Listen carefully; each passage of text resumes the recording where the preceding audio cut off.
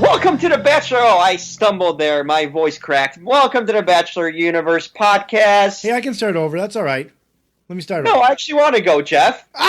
Jeff York, everyone. My co-host, officially a co-host on Southgate Media, the podcasting umbrella group. Jeff and Paige are now official. They were official already, but they're now legally, or whatever you want to call it. They're co-hosts. They're part of this show every week. So it's merrier with three. It's a good threesome. Well, thank you for having us, and I think it was really wise to add a female perspective to a show that I think demographically is mostly aimed at people like Paige. Well, getting to it. So, yeah, Jim Alexander, Jeff York, Paige Carpenter, we're ready to talk about Bachelor Episode 7. They finally arrived to Tuscany, and Arie and the remaining ladies, that was their time to shine, right, Jeff? In Tuscany. It was a very nice romantic setting, lots of wine, lots of great architectures. The scenery was awesome. Even if they were going to get sent home, at least they were being sent home from a lovely little vacation, right? Oh, yeah. I mean, they came from France, so this is... I'm telling you, someone is like, we watch Molly's Game. I think someone's laying down money for them to go on these trips because that's back-to-back, actually decent trip dates. But, of course, contrary to my excitement, they had to kill it because Becca K got the first date and they went on a picnic. And they bought bread, okay? Bread, like a couple loaves of bread. That's spending that day. And they were like arguing with the seller too to get his smallest priced loaf. They didn't want a big loaf, and so the producers said, "Get the smallest one. We're on a budget." Right. I mean, we're already in Tuscany. You can't be spending on bread unless it's coming out of Arie's pocket. Tuscany on $3 a day. Yeah, so I mean, his per diem is running out. So yeah, Becca K had that first cheap date. Technically, wow, she's not hard to please.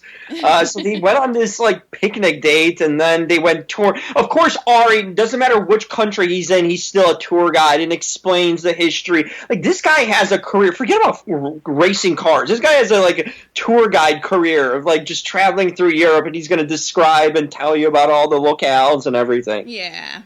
I suppose he read the brochures on the flight over there, huh? That's the only thing he had to do. But while they're just having a picnic, you know who's not having a picnic was Jacqueline with another meltdown. Hey. Yeah, these women get to the last couple of weeks and they start to feel, pressure or anxiety, nervousness. They become very competitive and worry if they're going to be picked or not. And she was such a late sort of bloomer that, of course, she was freaking out about the fact that a lot of the other girls had head starts on her, and she didn't know if going into this late and this close to the hometowns, if she had the stuff and the real feelings. He seemed really upset about that. It was genuine. He seemed bummed. Like, he was almost trying to find reason. Like, well, you can come back if you'd like to. That's like, right. He said that. Oh. Yeah, he got a free pass. And she, kamikazed herself out of there. That's right. And then sobbed at the door. Yeah. The bomb detonated. So, it's like a dog with separation anxiety. But it's funny. She did get a few licks in there, though, that I thought were at least acknowledging the fact that this is a game show. And, she kept talking about she liked him a lot. she could see her having a relationship with him. She just didn't know if she was ready to marry him. And I think one of the things that has happened with the show over the last 4 or 5 seasons is it isn't enough to win his heart. No, you must have the ring and the proposal, because if there isn't marriage attached to it, it's really not a victory, which I think is wrong, especially considering most of these girls only get 3, maybe 4 dates all told, and half of those are probably group dates.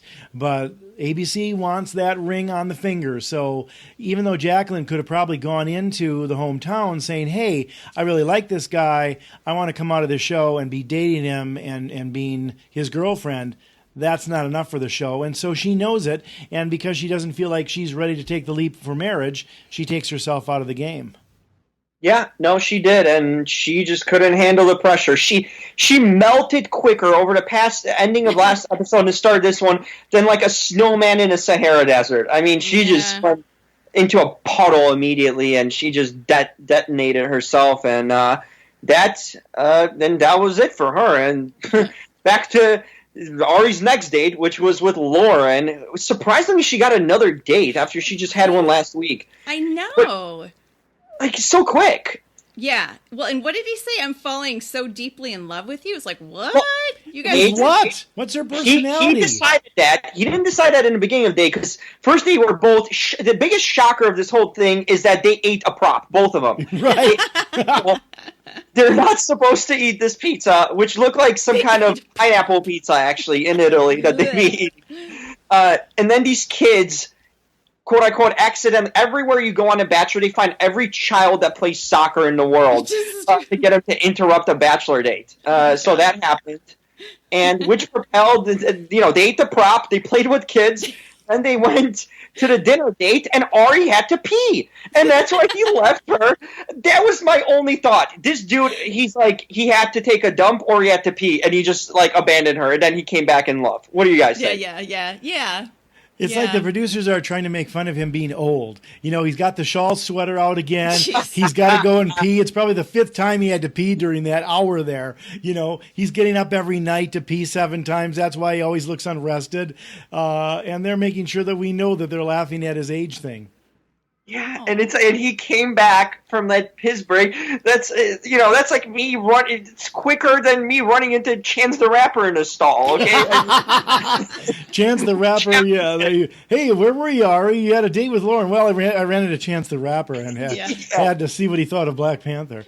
Exactly. But I didn't fall in love after my trip to the bathroom. He did. So for those of us, we should probably explain that a little bit. We were seeing a screening today of Black Panther, and Chance the Rapper happened to be at our screening for some reason in Chicago, and then a couple of the critics, including Jim, were in the bathroom when Chance the Rapper came in to use the bathroom too, so it was kind of a big celeb sighting, I guess. Yeah, well, I hope it's not citing me when I'm taking a leak, so... Good line. Citing me. But, by the way, and I get it. Lauren got a rose, I didn't. But let me ask you this, Jim. What is Lauren's personality? I mean, we're going into the hometowns, and he's going to meet her family. She's down to the final 4. Can you tell me one trait of her other than her looks? Because for the life of me, I couldn't tell you one personality trait she's got. Bread. You just slice it, and it doesn't talk back to you. And she's a cheap loaf, too. They talked her into the lower price loaf. Yeah, they used the prop from... the first date with Becca K. So yes. Oh my God. Yeah, there is no personality. That girl has the most blankest stare and look I've ever seen. I mean, she looks into the abyss. Like every time when she looks, like you don't know if she's confused, sleepy, tired, uninterested, or interested. I don't know. I can't tell. She's like the human jack of all. No expressions. Yeah, that's right. Jack of all no expressions. But that gets the rose apparently on this show. So 2 for 2 on these dates. Well, does it also bother you guys too, Paige and Jim, that they have the voiceover with Arie saying, "Well, if she doesn't open up more, I may have to send her home." But then she says, "Oh, I'm falling in love with you," and he says he has to pee, and then he gives her the rose. But I just think it's interesting that unless she opens up for him that date, she's going home. But then now she's one of the potential loves of his life because she finally came around. It seems very tenuous to pick somebody like that for a hometown when you're that iffy on whether or not you're going to keep them. Yeah, agreed. That was weird. It's just weird. It doesn't take this guy much to impress him. Apparently, he's just so tired of everything. He's just handing out roses. He does look tired. He constantly looks like he doesn't get any sleep. I mean, he's got these circles under his eyes. His eyes are tired. And then, of course, when Jacqueline was basically kicking him sort of to the proverbial curb, his eyes become even more sort of tired because he's like, oh, so this one isn't going to work out. And he doesn't look at her, and he starts to look down. And he's got the worst tell. When he's going to get rid of a girl, he does two things. He kisses her a lot, really passionately, but then he won't look her in the eye, and he kind of looks down, and that's when he's going to dismiss her. Yeah, this is the look away of death. Okay, yeah, that's right. Look away of death. Yeah. Yes, indeed. Well, so 2 for 2 on these roses, and then there was CN. I know, Jeff, that's one of your favorites. She's clearly too smart and intelligent to be on this show, so you got to eliminate her and take her to a weird date, truffling. Okay, this is something you guys need to explain to me. I thought truffles are like chocolates, and now apparently a dog finds them like a dog. bone. Yeah. You're right. Yes, no. I was surprised with that too. A dog finds them. Well, worms from the ground at this point, you know. Well, they do have chocolate truffles, which is a different thing. But yeah, these are it's kind of a what is it? I think they add chocolate to truffles. Yeah. But anyway, it's and it's it's a sort of, I don't know what you is that know. a it's something out or of some the, sort of like a mushroom dirt. family? I don't know. Like but anyway, it's yeah. And you know what a waste of time too. I mean, maybe at least show her something that's a little bit more impressive, like a museum, but instead they're digging around in the dirt, and then he's kissing her goodbye, and it just seemed unromantic. Yeah. I mean, it's like, so they go digging, scavenger hunting for this, like, worms. This dog is the best thing about this date. Like, how smart this dog is. But then, the craziest part, this man actually invites him to his home with his family. Yeah. Like, do you trust Arie? Like, some weird American guy on a date, you bring him over to your family, and then Arie, they get pizza again. I mean, how many times you can eat prop in one day? I know he keeps talking about eating pasta. We haven't seen him eat pasta yet, and we're over in Italy, and they're eating the Wisconsin truck stops version of Italian. Like, well, that's pizza, isn't it? It's like, no, it's all kinds of different things, but not to Arie. He's having pizza for every meal. But then he reveals that he used to work at a pizza place, and that completed it for me, Jeff and Paige. Yeah. Now I know why Domino's had to change their entire menu and company outlook, because Arie probably worked for him before. Now we have a new Domino's running these days, because Arie probably almost took him out of business if he worked. Oh, my God. They said, we really got a lot of complaints about our crust, but we got almost as many complaints about Arie. Poor Arie, God. Change the plan. So this man just needs pizza and prune juice, and he's good.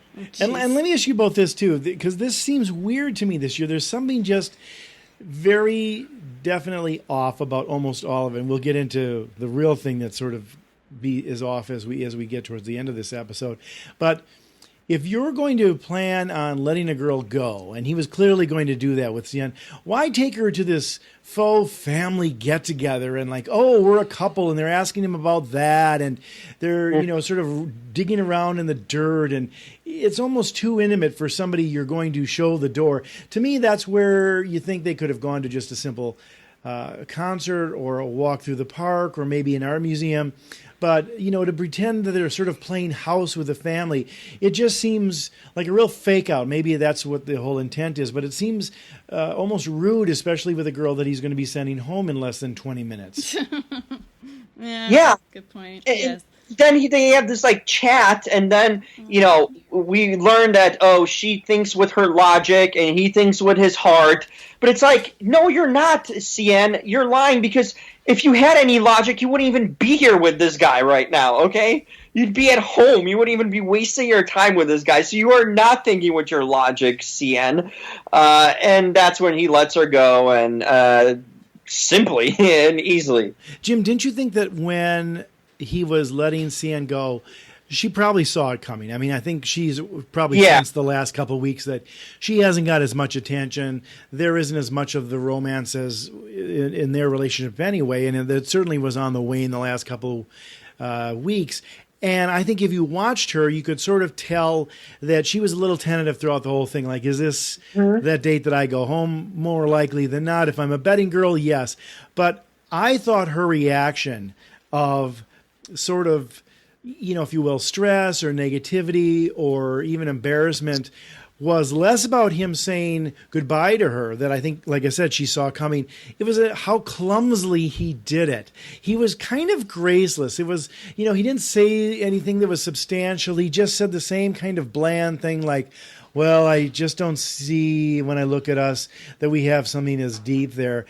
And it was just the same Bachelor kind of script platitudes that everybody says. It's become a cliche that everybody can rehearse or say in their sleep. And I just thought she looked at him like, you really botched this. You could have at least been graceful and said something meaningful, but you didn't. And I thought that was her biggest disappointment. Not that she was going home. It was just that he couldn't even sort of tell her goodbye with the maturity that supposedly at 36 he's supposed to have. Yeah. That was his first of many recent good moments for him. Looking mature, that was like the wussy moment. Yeah, it was, especially when you're getting down to that close, and she was a good person, and she did very well early on. I thought he could have said something a little bit more substantive about, I think our relationship is good, but I feel sometimes more like you're friends with me, or we're sister and brother, or we have a lot of, jocularity together, but sometimes I don't think we're maybe as moving into the couple thing. And even today, it was more like we were on a fun trip together, the way you might do it with classmates or something. I mean, I'm not saying that's what he was feeling, but if whatever he was feeling, he should have said something more than what he said. And instead, it was just the same old dismissive script, and it sounded shallow. Yeah, because it was. I just didn't think he cared that much, so take her, to some forest. Might as well could have left her there, because that might have been the plan. He was probably hoping for that tour guide to just, take her off somewhere and he'd just run off away from her. But, yeah, that was just a dismissal that she didn't need the rose or deserve it from him. Well, I can tell you, Jim and Paige, this was one of the hardest Bachelor episodes for me to watch, because they got rid of the three girls that I was invested in, who I would have gone with if I was Arie. On the triple date? Well, I like Jacqueline, and Jacqueline goes. I like CN goes. And then the big ta-da at the end, of course, my favorite, is shockingly, in one of the biggest shocks, I think, in the franchise history, shown the door after clearly spending the first 6 or 7 weeks of this show as the star and the girl in the number one pole position. True. Well, here was the problem. I mean, when they went on this date, the group date, which was only 3 women and Arie, which was the Becca, Kendall, and Tia, and you knew one of them's going home. So at that point, when Lauren got that rose, you knew there's going to be a surprise no matter what. Because I felt that she was gone. Like we discussed this last week, that she was going to be gone this episode really quick. And that mean one of the favorites. But I still felt going into this date that Kendall was fighting an uphill battle. Yep. That there's really little chance of her to get through, because she's still a little bit timid with him, as opposed to the other two who have kind of been more vocal. So I thought it's going to be actually pretty quick and easy elimination. But when she got that first rose, it was like, uh-oh, Becca or Tia are going home. Yeah. Well, the funny thing, too, is Kendall has been a very admirable person. I think she's very honest. She's very smart. But I would argue that she's played the season very cerebrally, or whatever the word is, almost with more of her head than her heart. And at this stage in the game, that's usually the door that you get shown them, because they want to lead with her heart. My heart tells me this. And she was thinking very shrewdly the whole time, even when she was basically sort of getting Crystal out the door last time. A lot of it, even when they were just sitting there together, was a very cool, methodical, logical kind of explanation of how she was feeling and what she thought Crystal was doing, and how it wasn't really helpful to either of them, let alone Arie. And then, boom, the smart girl, the cerebral one, is the one who's the first keeper of the threesome. It's hard to believe. And then you're down to Tia, who is very much a girly girl, a Southern girl, and Becca M, who seemed to be the one that you'd think would be at the top of the list for the hometowns. As you kept saying to me, Jim, we were texting during this, I said, I don't know, he's not looking at her. There's signs in the last 2 episodes that he's making a big deal of the age thing and all that.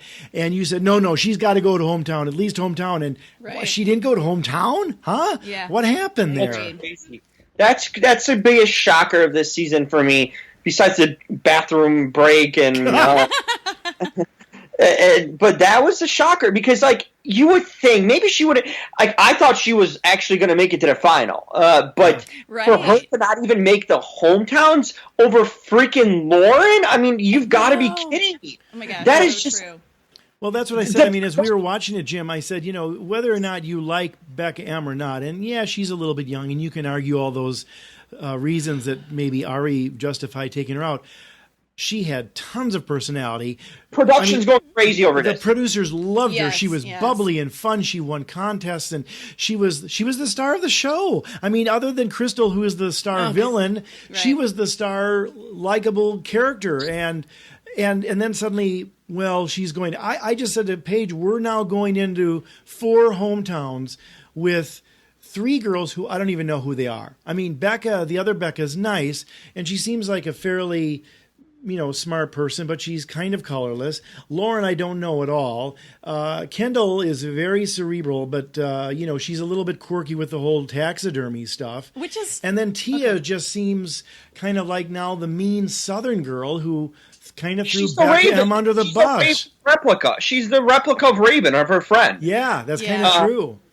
So and she's kind of a mean girl. I think what she did to Becca M was a little mad. Well, mean. Okay, but at the same time, she didn't feel good about that. You could tell she had some. Rumors. I don't know. Of those, I mean, who's the favorite here? Because I can't even tell a favorite. Honestly, you had strong personalities before Crystal and Becca that I thought at least one of them should have been a shoo-in for hometowns. And now you have like 4 like secondary, like 4 backup quarterbacks. It's like the playoffs in NFL. You have Tom Brady and Blake Bortles and Case Keenum and Nick Foles. Okay, so it's like you have like 4 backups in here that are like, wait, one of them has to win, like by default. Like, we're the favorites because when you look at it, these girls are so flawed in a sense in with his connection in that way where like there's nothing redeeming or like crazy connected about it. I feel all these connections are kind of forced or just like, what? Like, I don't understand these connections. I don't understand the Lauren connection.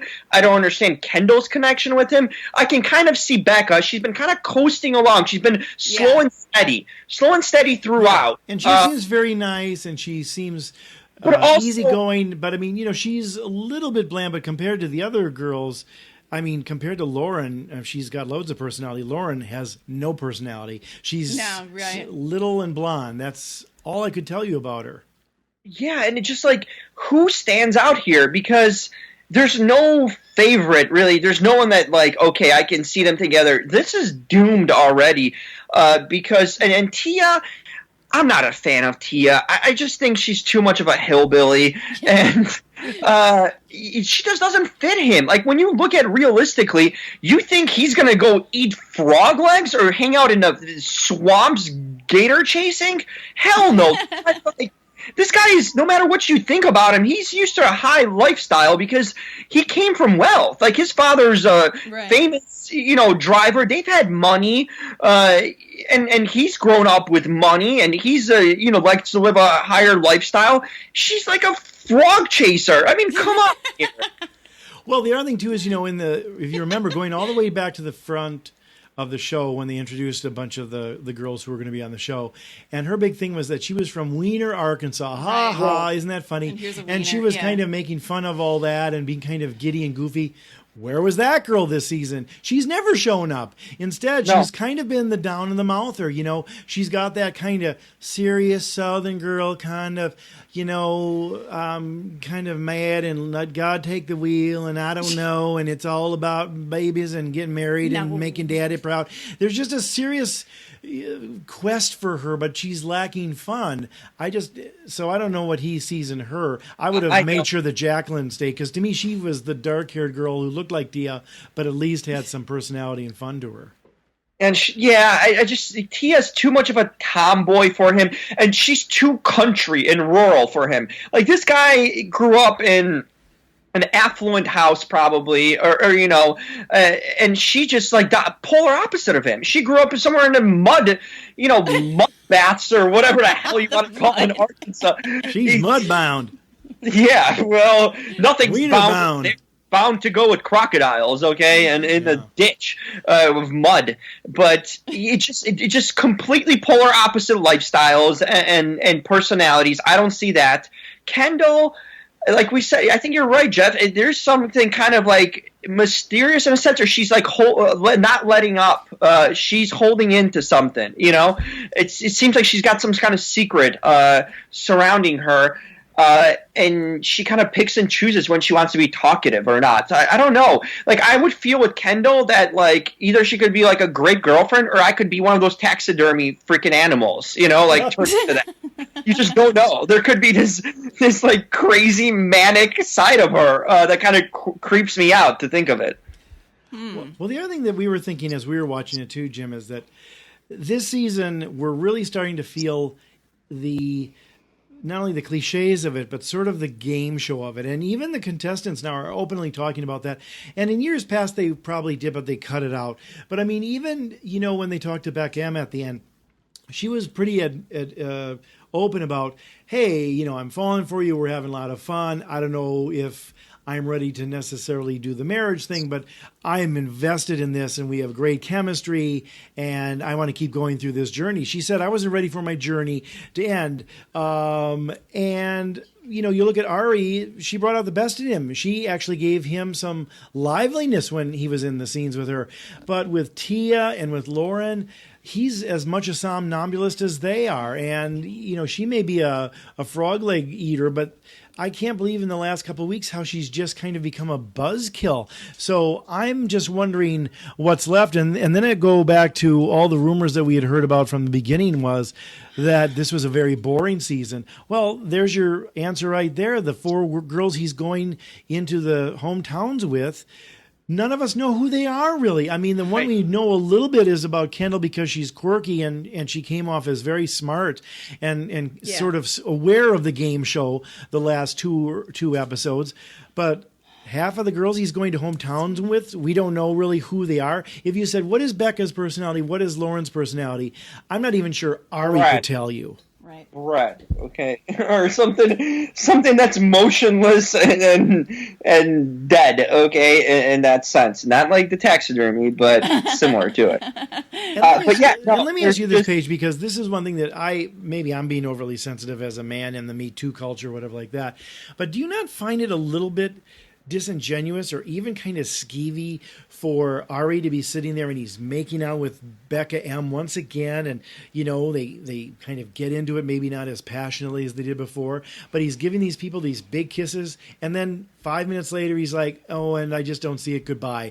I would not be kissing these girls like that if I was about to let them go. I would be starting to let them know through certain signs that I respected them, but the romance was over, because I think that's a mixed message. Well, they all do that. I mean, and he didn't do that when he sent home what's her face. But he's supposed to be 36 and mature. But still the show. They want them. They want that. But and he hasn't. Remember Annalise? I don't know. She lasted 4 episodes or something, and then she was like, "I'm ready to kiss you. Let's kiss." And he's like, "I'm not there yet." And it's like, "Oh God, okay." And then she went home. Yeah, I mean, if he's not there, able to kiss her, she's doomed. Yeah, I don't know. I just find when you're about to send a girl home, I don't think he should be putting his arms around her, letting her wrap her legs around you, cozying up to her on the couch. I'm not saying you have to treat her cold, but I think if you're going to now end it, you don't make out with somebody. It's almost like, I'm breaking up with you, but I want to get one grab of your butt before I go. No. I don't know. I think it's He a little wasn't skeevy. like all gropey. I think kissing a woman with your tongue is a little bit of a mixed message, considering 5 minutes later he sent back Em home and she was devastated by that because she, again, had no idea it was coming because he was just making out with her again. Right. Anyway, that's me. Maybe I'm... Whatever. You're old school with this, Jeff. Jesus. I want romance so. and purity. Good Lord. Respect for the ladies. Coming from a guy that probably does this all the time, I can't say anything. You see, exactly. I don't know. Jeff's not been There's no on one. connection. Now, Hey, wait a let's minute, make you out guys. at least. There's no connection. Hey, let's make out at least, okay, before we go separate ways. Well, the good news is we're going to have all the best girls back for the Women Tell All because Right. all the dullards are going to be in the finals, right? no matter who it is. And at least you've got Crystal and Bibiana and Becca M and CN and some of the more colorful people there to at least blab and gossip and turn on each other in the Women Tell All special.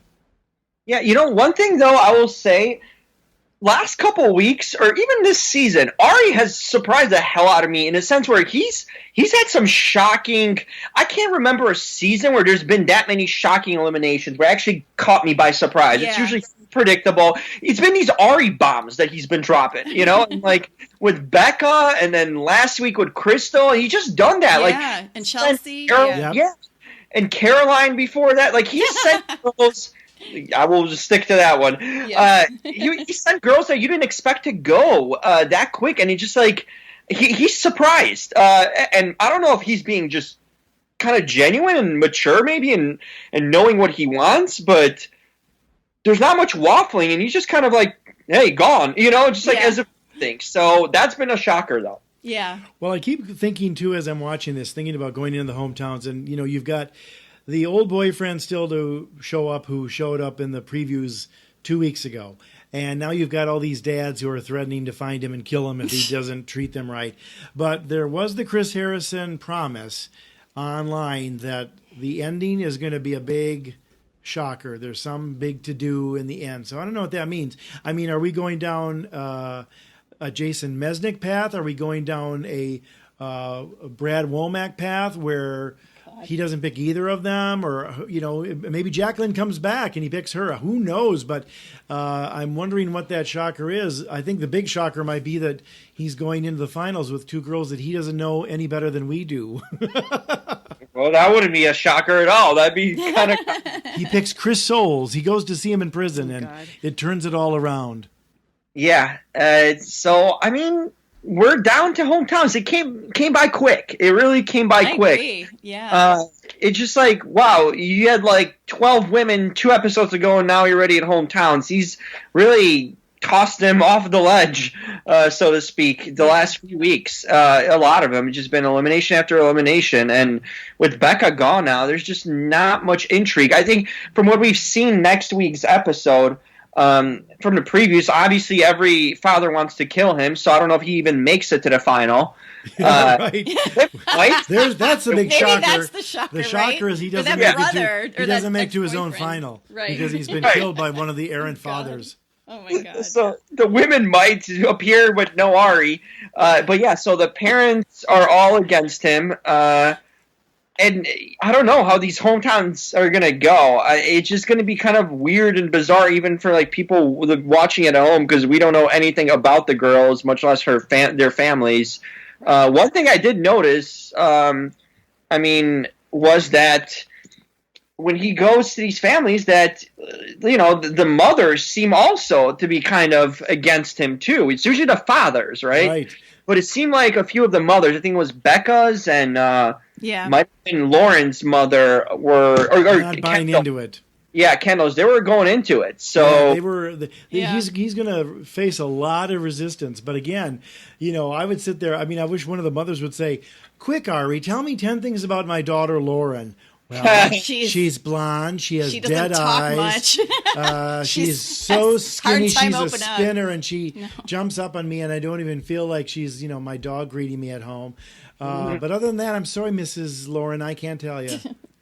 But at the same time, this is a unusually intelligent group for this show. I mean, I've not seen as the, you know, the I don't know, the horrible bad grammar they always use every season. I mean, that's certainly not as bad. Like Arie and eyes, nobody has said that yet. That kind of thing. But anyway, so I imagine they come from, you know, their parents are a little more worldly and they're naturally a little more skeptical. So, and the girls are a little more mature. I mean, at least two of the four girls have, I think, a good head on their shoulders. I mean, Kendall and the remaining Becca seem like very measured and calm and confident sort of women. So that's at least something, even if they're a bit colorless or ill-defined so far. You're on. So, apparently the Bachelor gods have punished me because we just cut out briefly, if you probably won't notice it in edits, everyone. But yeah, I started talking about Tia and the horrible dates he has, and the Bachelor gods are Arie from above. Just cut me off. So here I am, Jeff. They want the season to end just as much as we do. As I was saying, though, before the world cut us off, it's basically that, you know, he's heading to 4 spots. I think Kendall's in California, from what I believe. But he's also heading all over. Like, he's heading to Minnesota for Becca. He's heading to Arkansas for Kendall. And Lauren, no one knows where Lauren's from or what she does. But apparently he's hitting up every coast, and he's going north, south, east, west. So they're going to travel some flyer miles for him. Right. Wait, Kendall is Tia's in Arkansas. Where's Kendall? Isn't she Colorado or something? I thought it was California. I know she lives currently in California, but maybe that's doesn't. All right. But Minnesota for Becca. Okay, right. Either way, he got screwed in every direction. Well, the funny thing about it is we aren't the only people saying all this either. I was watching what was trending and the talking and everything else, and there's, I dare say, quite a bit of outrage over the fact that Becca M went by the wayside. And, of course, she was on Jimmy Kimmel last night, and even he said that his wife, in all the years of watching The Bachelor, was the most shocked and sort of devastated by him letting her go, because his wife, I think he suggested, thought she was going to win. And even last night, I thought Becca M still, you could tell that she was still kind of like, I can't believe he did this. It really came out of left field, but there you have it.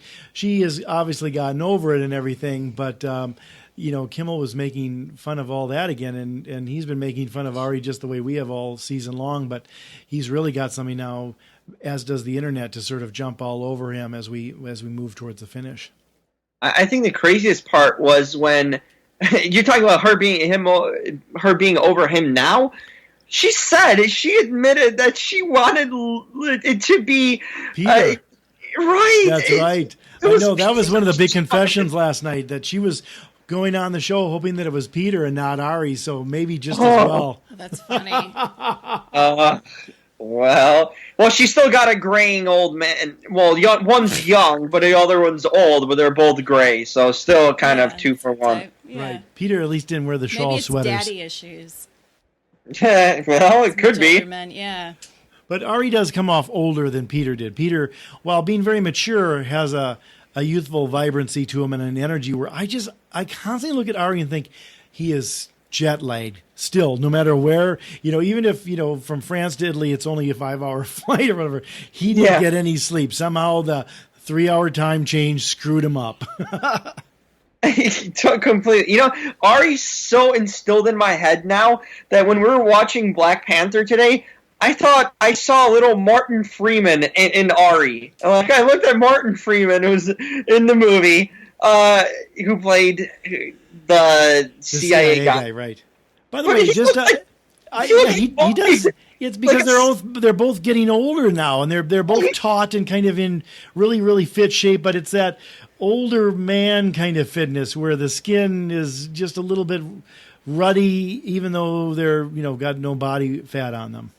Yeah. So Arie's haunting me every way, and next week we have hometowns. Any predictions? I think one person leaves next week, right? So they're going to be down to they're going to have to be down to 3 for the overnight. So who goes? I mean, it has to be Lauren, right? Well, it's Kendall, because he said he's falling deeply in love with Lauren. Oh, maybe Tia, since like her No, she's a finalist. But but I mean, because that like incredibly volatile boyfriend shows up. Yeah, one of them's Maybe got the she's bad just too much boyfriend showing trouble. up. Right. And That's it's probably for the the southern final, boyfriend, it seems like. I think that's for the final. Yeah, that would be good if it was. Oh, maybe. Well, that would be great if Right. that was the big Well. surprise, and then she goes off with the old boyfriend. But except she's going to be in Arkansas, you know. Imagine this guy's in Arkansas. yeah, so. yeah. He can make a trip. Apparently, I'll tell you right now, if I was predicting, I would would- predict the other Becca, because at this Yeah. point she seems to be, there's nothing wrong with her. There's nothing that he hasn't responded to. Where the other ones are late bloomers or a little persnickety, or he's had questions about them. Yeah. yeah, I see that point. I just think, I don't know. I do see that he gets annoyed with Lauren and her inability to just talk. Right. I think that's going to finally, like, he was just getting annoyed. You see, there's the thing about Arie. He gets annoyed and it kind of lays on him and rests on him and then gets to a point where he can't deal with it. The same thing would kind of happen with Becca, where he was just getting annoyed, by her age. Like, he was in his head. He was in his own head trying to justify it, and then he just couldn't, and he just checked out. I think this is the same thing coming for Lauren, where he's just getting annoyed. We saw it in Paris, how he was getting annoyed with her and almost sent her home. He was kind of getting annoyed, seemed like in Tuscany, too. I think this is weighing on him, and it's building up. I think her bubble's about to pop. You could be right about that. Well, we'll see. It's been hard to predict. Maybe that's the best thing about the season is it's been so unpredictable, and things that seem like sure things aren't. But we'll see. Who knows? I'm looking forward to those threatening parents, though. That'll be fun. Yeah, so we'll see you next week, and I guess this will complete our first portion of it, because now Bachelor won't want us to live our lives because they have too much programming for us. Right. So we'll move on from The Bachelor, and we'll move into the Bachelor Winter Games in correspondence with the Olympics. And I swear to you, the first half hour was pure vile of television. I just couldn't. I can't take this. What was this? The first half hour of this show, it was unbearable. It was so bad. Jeff, like I kind of mentioned on Twitter, everyone always makes fun of the NFL Pro Bowl, how it's like a joke of a sporting event. Right. I was like appreciating the Pro Bowl now. I'm like, oh my God, the Pro Bowl is so great in comparison to something like this. This was... I know. I think it'd actually be better if they just called it, the Bachelor Winter Orgy or the Bachelor Winter Swingers Club or something. I mean, these games seem so silly, and they're bringing in these people who are supposedly talented. Of course, they're all Scandinavian, and get it? It's ice and skating, and we'll get the people from those countries. Maybe it'd be competitive orgies and snowbanks. There you go. That would be better. But that's much better. It was a long time to just set this damn thing up tonight. I mean, they have the parade, and they wrote a song, and they're acting like it's the NBC opener and opening ceremonies. Like, please, can we just get to the dating? And then they didn't even show the dates, but we'll get into more of that. But a lot of wind up for really, very little show. So bad. It's like, for Christ's sake. I mean, you're not in Pyongyang. You're in freaking Vermont, okay? Like, let's get real with this. You're in Vermont. I don't even know where Vermont is on a map, okay? Like, what? Why? That's my question. Jim, I think the reason they didn't actually show the dates that they had here is because they didn't actually go anywhere, because they spent their wad having to pay all the extras to stand and take part of that parade. I mean, they had a lot of people for that, and for what good? I mean, who cares? But they brought everybody they could out saying, hey, you want to be part of this faux Olympic ceremony? Yeah, sign me up. And they spent half an hour on that drama silliness. Yeah, it was ridiculous. And then the start of it, they're walking down like Olympians, and the only thing they're really good at is, just making out and passing along some God knows what to each other. But it's like, you got to be kidding me. And then it's like, you get these worldly people who are coming from these other Bachelor shows around country, but it's like one person from a show. Like, you've got to be. And then we have the Team USA. There's like 20,000 of these former Bachelor cast-offs, and half of them weren't even introduced. I don't even know who That's true. That's what I said. We were watching and I said, they introduced about, 6 or 7 the way they always do when they're doing The Bachelor, but at least you get to know the people. And all of a sudden, Chris Harrison comes out and says, we're sending 5 people home. And I didn't even know half those people were in the show. And it's like, wait a minute, when did this person show up? I didn't even know that guy was there. They didn't do any setup of those people. And they, like I said, they spent all their time and money on the parade and the theme song and everything else. Yeah, and it's just like, and then we get our introductions. Who's on his show? Of course, you have Ben Higgins first up, who's now doing First Look TV and still has no personality, no matter what. I mean, it's like, what is his claim to fame? Like being the Bachelor that made one of the worst picks ever and didn't pick JoJo as every man would. Well, right. Well, isn't it funny too, Jim, and Paige, how they gloss over their really bad resumes? Like Ben Higgins says, "Yeah, I was the Bachelor, and I picked and it didn't work out," Or Dean, like, "Hey, I kind of wanted the best of both worlds, like." And I didn't come off so good. It's like you were kind of a complete idiot about it all. And how long was Claire's retirement? 2 minutes? Oh my God. I know. And then she justifies it by saying, well, I was retiring from The Bachelor, but this is the Bachelor Winter Games, so I can sign up for this and still not be called a liar or an Indian giver, whatever you want to call it. Coming back on her word. I'm just sorry, Beth. Don't write letters to Jim about that. Yeah. The only one that came off good in these previews was Leslie Murphy, who actually had like a story about, having, her mother go through breast cancer and, her getting a double mastectomy. Like, that's okay. That's a real thing. That's a serious issue. That's something that where you can, feel for her and, really kind of like you have a personal connection with. And then they follow up with Ashley I. Like, for fuck's sake. Come on. Ashley I, who still is only known for being a virgin and crying. Jim, do you honestly think she's a virgin, or do you think she just keeps playing that card to get back on every show? I was telling Jeff, as we were texting, I'm like, she is the queen, all-time queen of Bachelor gimmickry. Yes. How she knows her brand and she knows her gimmick and she plays up to it like completely. I think she should be the one in Hollywood because she cries on cue. Yep. She's got a persona that's like completely played up. I mean, if anyone's gonna make it, all of them I see, like all of them living Los Angeles, like even Ashley, she's the only one that could actually make it in that industry because she has such a gimmick. She's a virgin. Yeah, that's like saying I'm a virgin, okay? And we know that ain't true, okay? Maybe she could be on Keeping Up with the Kardashians as the stalker for season 8 or something, Oh, it's just ridiculous. It's like, stop with this crying act. Yeah. Single glossy female. Act. It's like you are so desperate for a man. There's no way a girl like that would be a virgin, okay, and hold it off. No. So it's a joke. I mean, it's like it's almost insulting now at this point. They keep on playing this up. It's like the dumbest kept insult to the audience that this chick, is like, oh, she's a crier, but we're gonna laugh at that. But it's real. Nothing's real about this chick at all.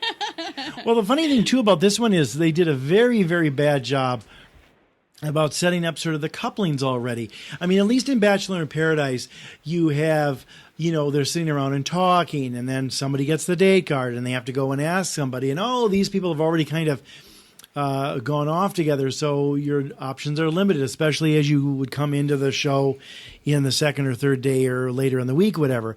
Here, suddenly, you've got these couples that are already making out and all that. We barely get to hear them talk. I mean, Claire is making out with this guy, right, and it seemed all he did is really know how to separate the yolk from the whites of an egg, and then suddenly, she's all over him, and you thought she would be the mature, kind of cautious woman, but she's not. And even when that guy came in and was talking to her on the couch later and clearly is the triangle of it, where'd he come from? Well, he's not talked to anybody else. We barely got to know him, and suddenly we're just thrown into that, and they're getting rid of people that they've barely introduced. I also have to say, Leslie Ann Murphy has one of the best travel blogs online. She travels all over the world, shows off these gorgeous places that she goes to, great photography, interesting stories. But again, I guess on The Bachelor, you're kind of assigned one thing, and she is, I had breast cancer, and I'm the only person who's seen them, and I haven't made love since then, so we'll see if Dean accepts my breasts or whatever like that. And that's the darn theme they've assigned her, and it's such a kind of shallow one because she's a very smart woman. She's very clever, has a great job, and she did the selective surgery to avoid the same bad genes and making it worse for her body as her mother already had to deal with. That's an incredible person, but you wouldn't know that from the sort of one-dimensional, almost shallow storyline they've given her so far this season. And my guess is that will be the main one. They have her, and then, does she make it with Dean or not? Yeah, I mean, it's just like... Yeah, they're throwing him to the wolves, and it's just like I just want to mention also Hannah Storm, such a good sports host and broadcaster. Her career died tonight. Part of this whole thing and co-hosting with Chris Harrison. I mean, she's worked for a couple decades in the industry on ESPN, ABC, and she killed her career in a matter of 5 minutes. Oh my God! By showing up with Chris Harrison on a set. Well, I've not seen her in 15 years or, I don't know, 10 years. Have you? Is she still doing other things? She's made her return last couple years, a year or so ago to ESPN. I think she hosts the Morning Sports Center. Oh, okay. But not anymore after this because this is career suicide. I mean, just what Chris... next to you. I mean, just trying to play up some fandom event that's not even there. You're trying to play up Dean as any sort of human. That is just the end right there. So that's unfortunate. Yeah, I hear you. Yeah, you're right. Another thing is, Paige, Jeff and I were talking about how the biggest, for me, the biggest sellout isn't even Dean in all this. The biggest sellout of all time now, who just had to blink and to stand still, is Luke Pell, who makes a return after he was dumped to the curb by Bachelor production. Yeah, right. That's right. And now he's just getting the scraps and getting the crumbs off the table. Oh my God, funny. Yes. If you're not going to have the gourmet meal, if they take it away from you, now you're like a little rat on the show. Yeah. Well, do you think he's making a bid to be the next Bachelor or something? Or I don't know. I mean, I think there's a couple guys making a bid here and using this as a platform, but he's selling out. He realized he's got nothing with his life. So him and Dean are trying to pull on Nick Viall and reshape their image. And look, Dean starts out with well, I've changed. I made so many mistakes. It was my fault. Trying to own up to it. So now people like him again, and so they can go back to the Bachelor well because they have no other choices, and they can throw their two favorites that they wanted, Dean and Luke, over the last couple of seasons. Right. But it is such an incestuous kind of swingers club, isn't it? I mean, not only the way they just quickly start making out and coupling, but I mean, how many times have these people gone through the same odd 40 people? I mean, Claire, she's dated a lot of these guys, and they go to the same parties, and they always end up on the same shows. I just think the pool is getting a little thin. Oh yeah, the waters have been infested for a while. Well said. So, I mean, at least they brought in some foreigners, but my God, I mean, exactly. the same cast of losers that have been through this before. Who's the one guy that Ashley I fell in love with always? Jared. I can't believe Jared isn't here. Know. He probably knows how to skate. What was keeping him from this? Knows how to skate. The thing is, so, you bring these international people who seem a lot more smarter, it seems like, or not at least this jaded and a human punching bag like the American competitors are.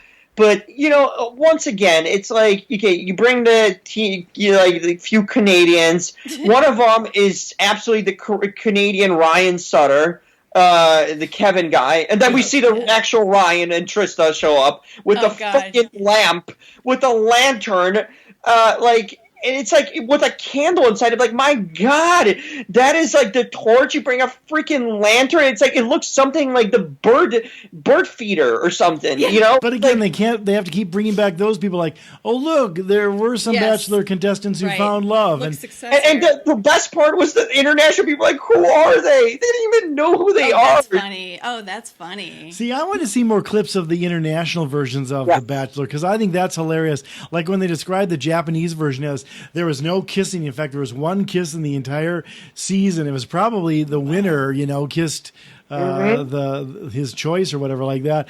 But I wanted to see what those things are like. Does when they're like doing the dancing contests or they're doing sumo wrestling, do they pixelate all the parts out there or put the black boards over the thongs at the Parisian stuff like they did here? I just wonder how sort of staid and sort of conservative those other shows are across the pond.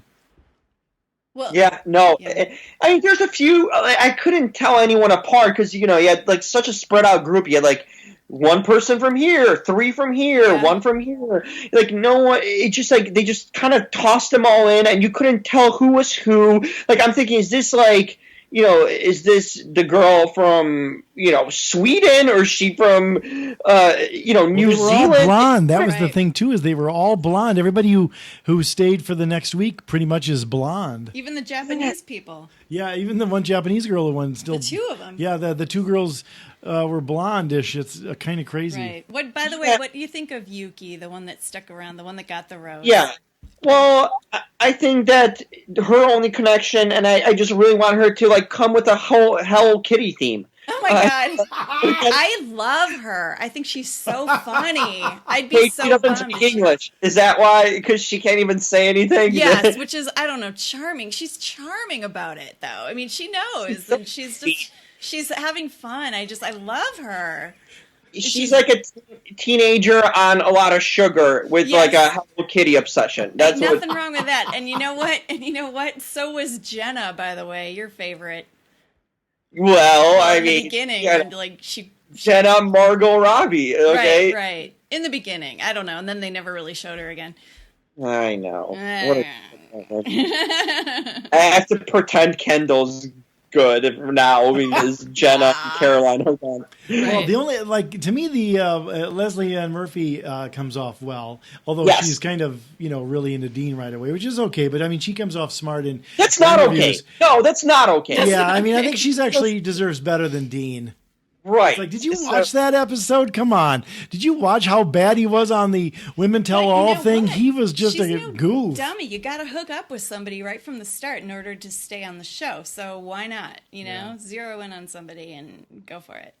Yeah, so, I mean, then, you actually get to your first event, and one thing is evident right away. None of these people have any athletic ability whatsoever. Right.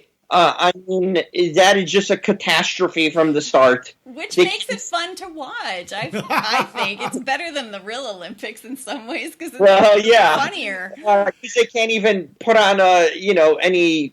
I mean, they can't do anything. I mean, they can't. I mean, they can't ski properly, like in a straight line. Right. Oh man. I actually found that pretty amusing. Do you think as they go on and they find out that none of these people have any really, good athletic skills, that they're going to start having competitions like snowman making or who can make the best cup of cocoa or snow angel? Wouldn't that be funny? Who can scrape a windshield best? If your wingspan is the largest of the snow angels, you will get a special date. Yeah. And it's just like it's like who's the winner here is the least worst, like who's the least worst at all the skiing and everything, and that's who wins this. So apparently Dean was in the lead for a bit, and then he face planted. Right. And then this New Zealand chick who's right away Arie, her ass got all bruised up. So right. I mean, Josiah's getting another kick out of that, I bet. And what a weird connection that was. Well, you know, the fact that he comes right out and says, talks about her booty, it's like, oh yeah. She See, that's that. what I mean. This is like, why don't they just put the keys, in a bowl and have a key party while they're at it? And this Christian who's like the ultimate world winner of Bachelor. He wins on every country in Germany, Switzerland. He wins the Bachelor all over. All he's doing is just like he's just following people and just commenting on how happy he is, how they're all like hooking up together, and he's getting nothing out of it. Like, what is going on? You're like Mr. World Bachelor, and you're not getting anything out of this. Yeah. I also have to say, did you notice that they put the salmon steaks in the oven along with a tombstone pizza? Like, what was that meal going to taste like for those people? These people clearly don't know how to cook if they're putting that in the same oven together. Oh boy. Well, it's only so much you can get in Vermont, so. Okay, right. Yeah. That's fair. Yeah. Lord. So, I mean, yeah, they go through this stupid activity. Apparently this, Canadian Ryan Sutter wins, and, Kevin, and then this Rebecca, who's, like, dominating the women's side. I think, where's she, from Sweden? So they win, and now it's, like, again, the rose battle, right? Who gets to go on a date? And like, I don't know why, like, Kevin's locked into Bibiana. Right. I'm sorry. I don't know what's attractive about Bibiana. I don't know. To each his own. I don't know what's attractive about Kevin, frankly. God, he's got the personality of a footstool. He's James Marsden and Tom Brady if they had a child together, okay? Okay. Well, and they also keep showing the bad points about Bibiana, too, like when she went all Rosie Perez on, with her threats and all that kind of stuff and got the killer look in her eyes, which seems weird in Vermont, too, that sort of culture clash. But there you go. Ashley I lost out to Bibiana, which just slayed poor Ashley I within the first 24 hours there. Yeah, you know what? Bibiana is a tougher Ashley I. They look the same kind of. They have the same kind of whining, complaining, naive, just weird nature about them. Like the loser mentality of never getting anyone. Wow. But one's just a tough and one's a soft version of each other. Yeah, I guess. And they both seem like odd fishes up in Vermont doing all this winter sports stuff, especially when Ashley I said, "Oh, I've been training for all this," and it shows her stalling on the the skis in her driveway in L.A. It's like, I don't think you train that hard, sister. Training. She's training to try to get into with a guy to a suite or whatever that they keep on teasing in episode exercises. Yeah. So no. But I just don't know why he'd be into them. Like these couples so far, these connections, like they just all don't seem right or fit. Like here's Claire, toying with Mr. Bachelor World, and then this other guy from French Canadian dude who should be perfect for our other teacher from Montreal. Oh, okay. God. Yeah. Vanessa. That's out in L.A. She's stuck in L.A. She can't get back to Canada, apparently. Wouldn't this guy be perfect for her? I mean, that's like, I'm thinking this Benoit would have been the guy. And where's Vanessa Grimaldi? I mean, they've already got Bibiana up here. They couldn't get Vanessa Grimaldi up here? That would have been... I mean, that's what I just think they missed some golden opportunities. In fact, they should do a season one of these years with all the people who won The Bachelor but then didn't get married, like a sort of an all-star season. Like, I won The Bachelor. I was The Bachelor, but I didn't find love. And, then they have the Ben. And I know that, but I mean, think about that. You could have those... Yeah. That would be an interesting mix and it's a good idea. Who wins Bachelor All-Stars? And it just, so going back, they're all like making out at the house, and just like I'm looking at it, like none of these couples seem like a good mix at any point or any angle, Right. It's like Josiah and this Arie, and then Bibiana and this Kevin, and then Claire and this Benoit and Mr. World Bachelor. I mean, these are not like couples I can't believe in Arie's women, much less this. Okay, yeah, so right. Yeah. well, it's a weird mix of people. It's actually okay. The international ones, whatever, we don't know them, but it's a weird mix of the American Bachelor people. Some of them just don't fit at all, and I don't know. I just don't like the mix here. Okay. It's definitely an odd one, so we'll see. Well, we both like Leslie. How it goes, and yeah. It sounds like you do too. Yeah. I find Dean fun to watch. I don't know. What's fun about him? Tell me. I find him more interesting. He's got Nothing. an interesting history. I think he's a nice guy that got all skeezy on Bachelor in Paradise, but he's contrite. He's not arrogant. I don't know. There's something about him that I still find appealing. I don't know. See, I think it'd be funny if they brought his dad in to.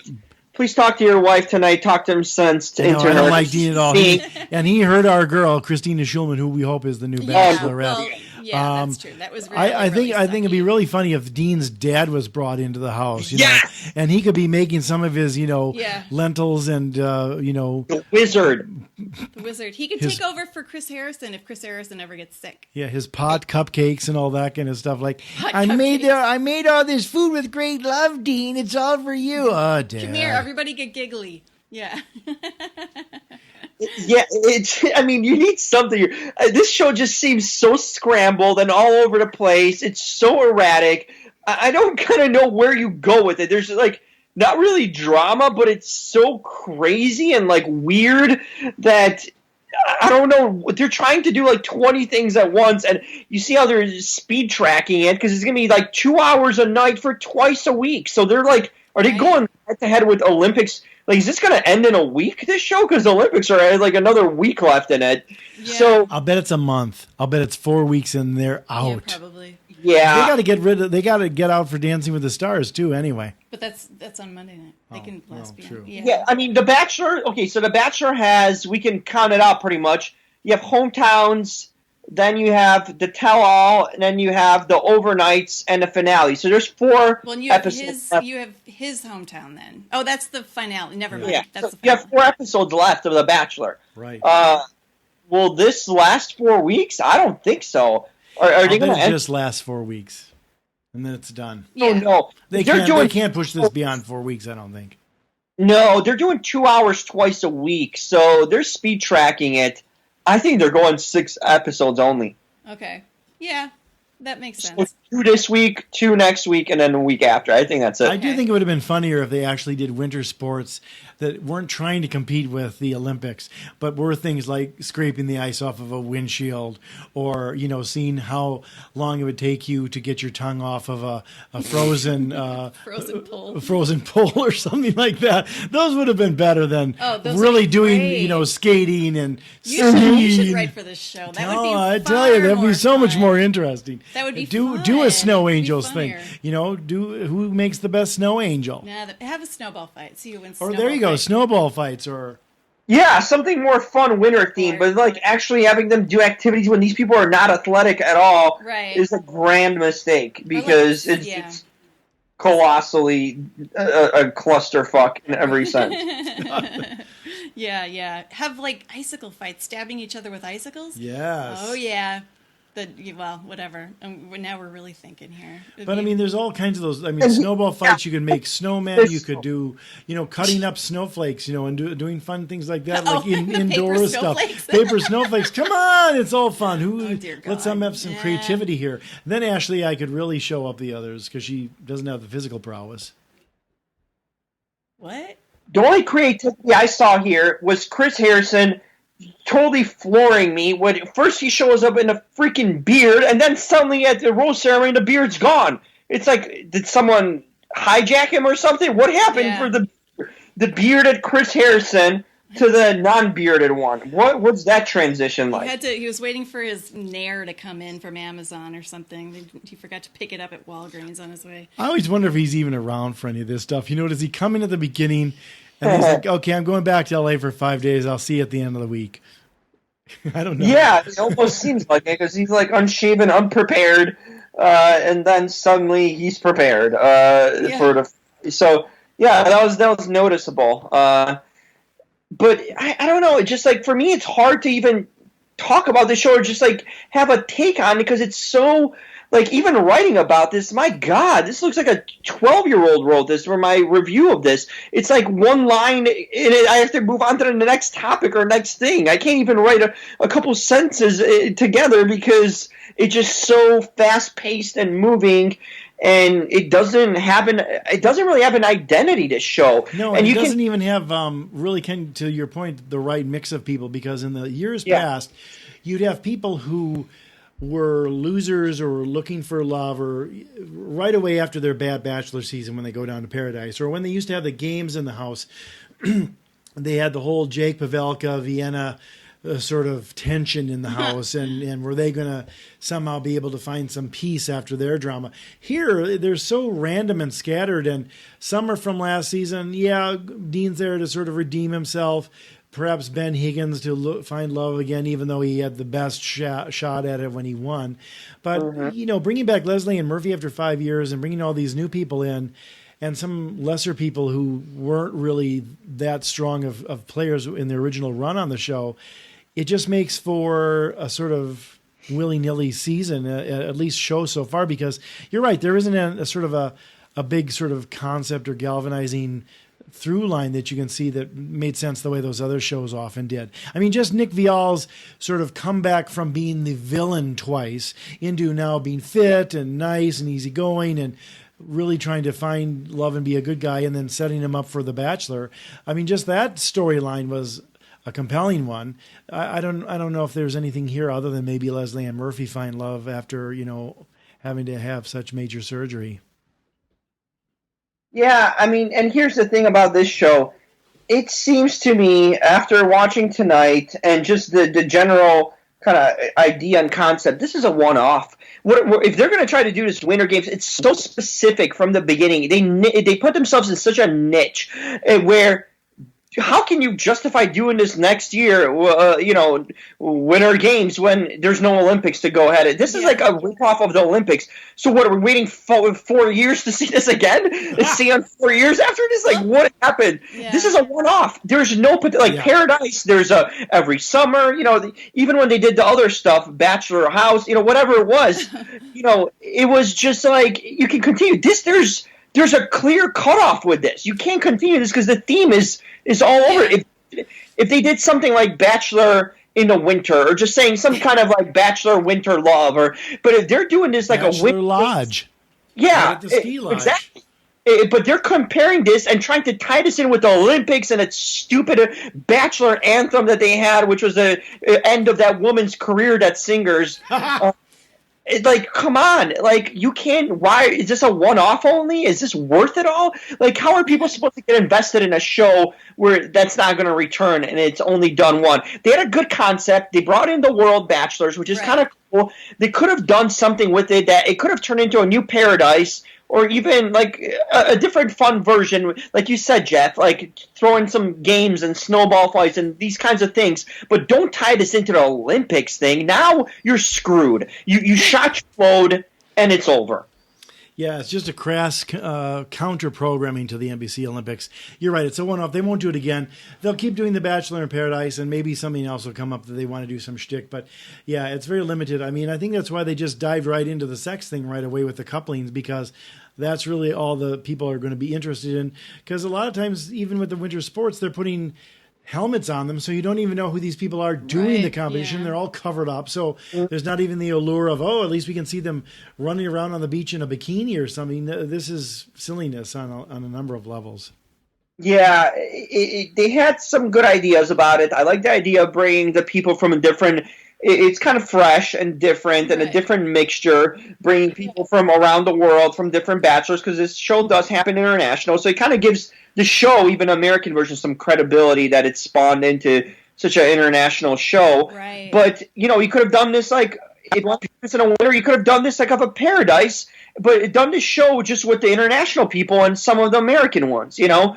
But here it's like they just put themselves in a little hole and they can't reuse it again. Now it's going to be kind of silly if they try to do this concept, just without the Winter Games portion of it. They missed the boat here on something they kind of had an idea on that could have been good. I suppose. Hey, listen, I gotta go pee. Can Oh, I okay. Sorry. Oh, she's going to join Arie in the bathroom. Yes. Back? Sorry about that. Do I get a rose on the way back? Totally. After I'm gonna wash my hands and give you a rose. After that. Oh, okay, perfect. Okay. Good talking to you, It's like, Jim. Well, Jeff just took the thing out of my ear. Okay, good talking to you. Well, And Jeff's what's that? like Jeff's cutting you off right Yeah, away. he is. He's like, go out, get out of If you here. have to go to the bathroom, then go to the bathroom. I'm going. Lord. Bye. Well, that was fun, Jim. I tell you what, at least we have fun talking about it. I think it's probably more entertaining than the Winter Games were, though. We'll see if they get better as it goes on. Yeah, and it's like Thursday again is the next whatever it is, episode, whatever you want to call this. But it's like you're giving us a day in between, and then you give it to us again for 2 hours. Like, do these people know? I hope I don't have to write this up constantly or review for this because it's just too much. And I don't want to write about like Michael G and like some guy named Jamie. I don't even know who they are. And like, is this a producer? Where are they doing? How did they get selected? You know, that sort of thing. So they don't even introduce their characters well. And it's like, here we go again in another, 48 hours. We get another 2 hours of this. I don't know. I mean, the start they started off this show with a disaster, so it kind of gave me a bad taste.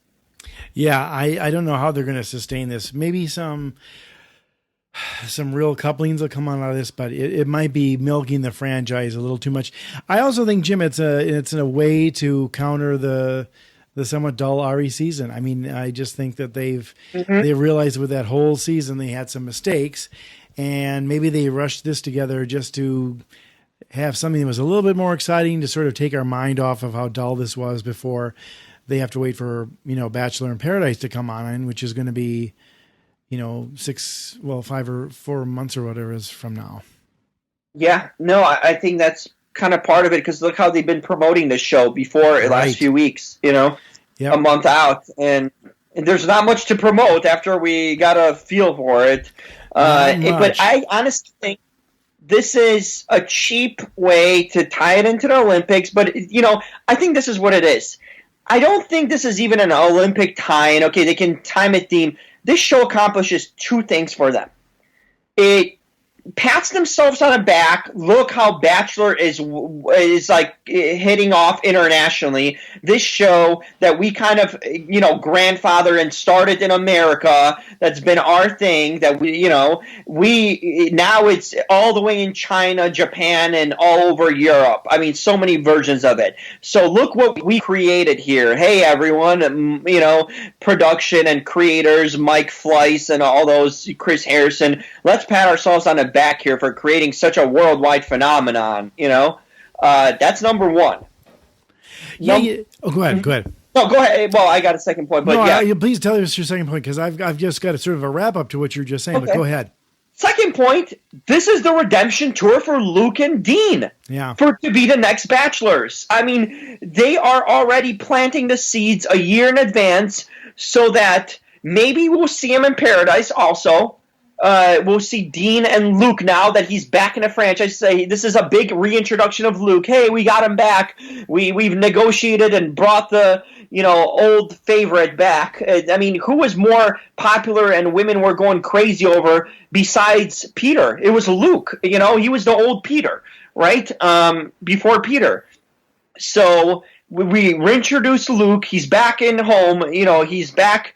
We bought him back in a sense, not brought him back, bought him back, and probably the same thing what they did with Arie, promised him a gig easily, and same thing with Dean. Hey, let's clean up his image as we did with Nick Viall because we like Dean so much. So this is the Dean and Luke revenge tour and reintroduction and clean the image up tour so they can be one of them can be the Bachelor because they know that Peter said F you to them and Luke, they said F you to. Then he got mad about it. But this is them making it right. Yeah, you know what? It's funny as I'm watching this, and I think they've brought up an interesting fact that people do not know about all these different versions of The Bachelor throughout the world, just the way they have the different America's Got Talents or those shows or Dancing with the Stars in a number of countries, et cetera, et cetera. They would have been better off doing like a documentary, I think, maybe 1 hour a week as counter programming to the Olympics to show how The Bachelor played in Japan. And they could have given us sort of, the highlights of a season to show us what that would have looked like. I think that would have been more interesting than this forced stuff, especially when they bring back Ashley I once again. I think it's ridiculous that people like Ben Higgins come back. You've won The Bachelor and you're coming back on the show. No, because you screwed up. You should hide your head in shame for the rest of your life and never attend even a Bachelor party again, let alone a Bachelor TV show. But I think if they really wanted to do some sort of victory laps and pat themselves on the back, rather than bring those people who were on those shows in for a ridiculous set of silly games, they could have just done sort of a genuine sort of documentary about how popular the show is and maybe show in half an hour of sort of programming the highlights from one of the better seasons of The Bachelor in Japan with no kissing, or one of the episodes in something Great Britain. We're not exposed to. Well, they said that one girl who when she was rejected flipped off The Bachelor. Why don't you show that? Show us that scene. Show us that context. That's gold. That would be TV gold. But they just say it and pass it off like, oh yeah, I guess you had to see it and be there. Well, no, you could show us that. That would be better if they showed that stuff. On that note, I think we've got our fill of Bachelor Winter Games, which really is all about playing games and not about actually competing in any games. And we're getting it back in 48 hours, so they're just going to toss it all at us, overfill us with this stuff, and see if we're going to hold it down. Because we have now 3 nights of Bachelor now, which is kind of crazy to think that we have 3 nights of Bachelor, Monday, Tuesday, Thursday nights. We're bachelored out. I think it's going to be nice to have that end come up soon and get that break. But yeah, Bachelor is in full swing, and we get 3 shows. And my final verdict on the first episode of Winter Games was pretty disappointing. On all ends, didn't like the characters and who they brought in, and didn't really like the concept or just what they do on it. It just seemed too forced and kind of fake without knowing. Everyone's making out, you don't even know who they are. So we'll see what happens Thursday. Of course, we'll got to give it a chance, but things are winding down for Arie and starting up here, but coming to a quick close, right, Jeff? That's right, for sure. On that note, Jeff, how can people reach you? They can follow me on Twitter at Jeff York Writer, and they can listen to the Page to Screen podcast, which is available on iTunes as well as at networkisa.org. And I write a movie review blog called The Establishing Shot. So look for those 3 places to find me. Sounds great. And we'd like to thank our other co-host, the wonderful Paige Carpenter. Right? Yeah, she did come back, but she didn't come back. I think she lost interest in talking about the Bachelor Winter Games. You know what? At least Arie came back, okay? And Paige did not, so whatever. She abandoned this show in favor of bathroom break, okay? But yeah, I can't blame her at this point. There's nothing, just flush down this episode because that's how it felt like. But yeah, if you guys want to reach out to me or Jeff, you know how to do it. With me, it's you can follow me on Twitter at the Jim Alexander. So like The Rock, the Hulk, the Jim Alexander on Twitter, and you can also follow me on the blog, right, of the Bachelor Universe. So it's thebacheloruniverse.com.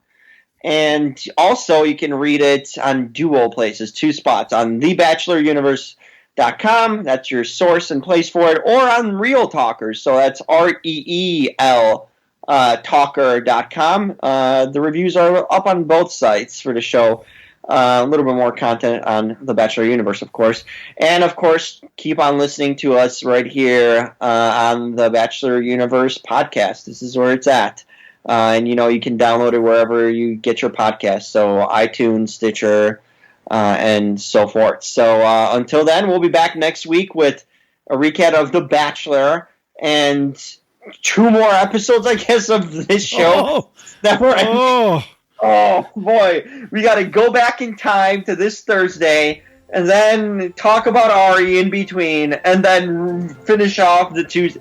Holy crap, this is going to be so much. I think the only way we're going to get through this is we're going to have to turn the podcast into a drinking game ourselves. I was just thinking that. I mean, there's something that needs to be done, because there's just too much to talk about Bachelor-wise that will drive you crazy.